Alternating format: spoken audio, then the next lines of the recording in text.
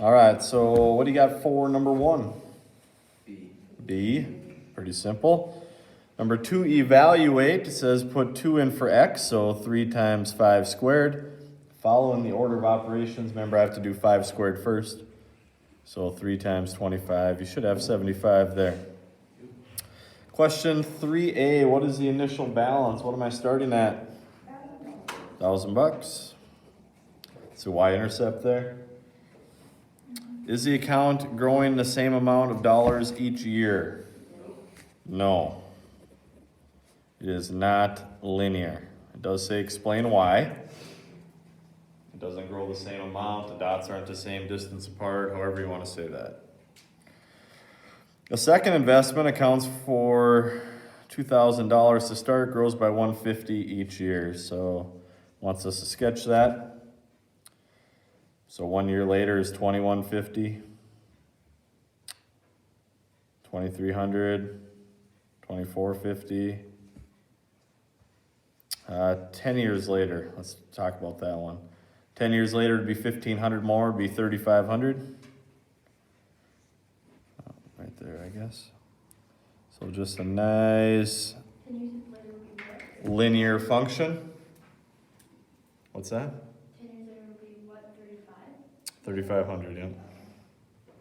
1,500 plus 2,000. How does the growth of balances of the two compare? Well, first investment is growing exponentially.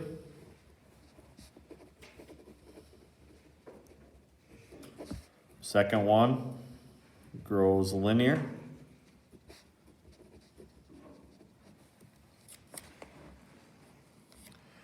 Could say the second investment has more money in it until year 10.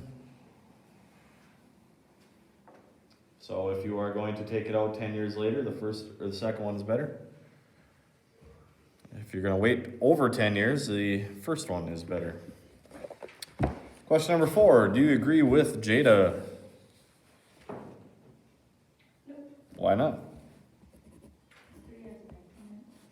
Yeah, you cannot multiply 5 times 3. The exponent has to come first. You cannot take 5 times 3. So, order of operations were not followed.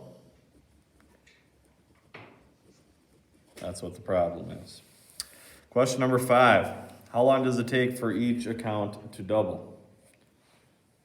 Okay, account 1. $200 doubles every year. How long is it going to take to double? 1 year. 1 year. $1,000 increases by 100 each year. How long will it take to double? 10 years. 10 years. How long does it take to double again? 2 years. Yeah, it'll be another year, right? No, that's not right. Oh yeah, it doubles every year. So second year. Second year it would double again. Next one, 20 years. it would take another 10 years, so it'd be 20 years after initial. How does the growth compare? Which one's linear? The increases by 100 every year. Yeah, second one. Linear increase, $100 a year. This one would be exponential, because it is doubling. Has an exponent, squaring it.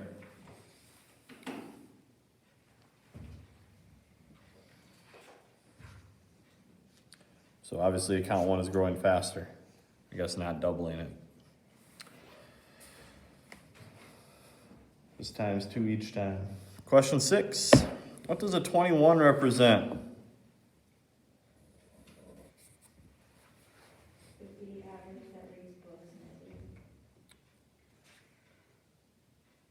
nightly. Yeah, I got a B and read books nightly. B average, reads nightly. That's out of 100 kids. So 21 out of 100. What does a 10 represent? That would be A, average, not reading nightly.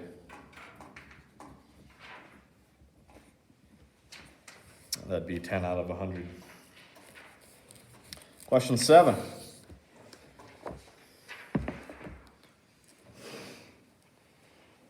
Question 7. What do you think? The input is the code and the output is the step.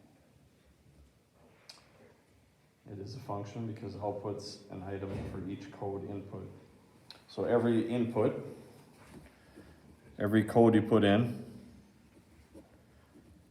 gives you one item.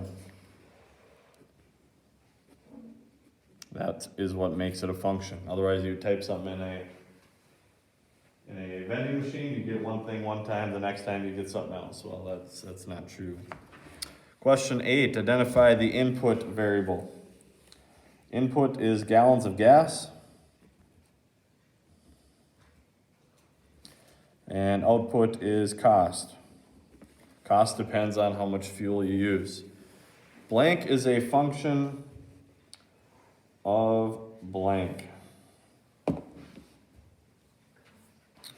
So the dependent goes first. The cost of fuel is a function of how many gallons I buy.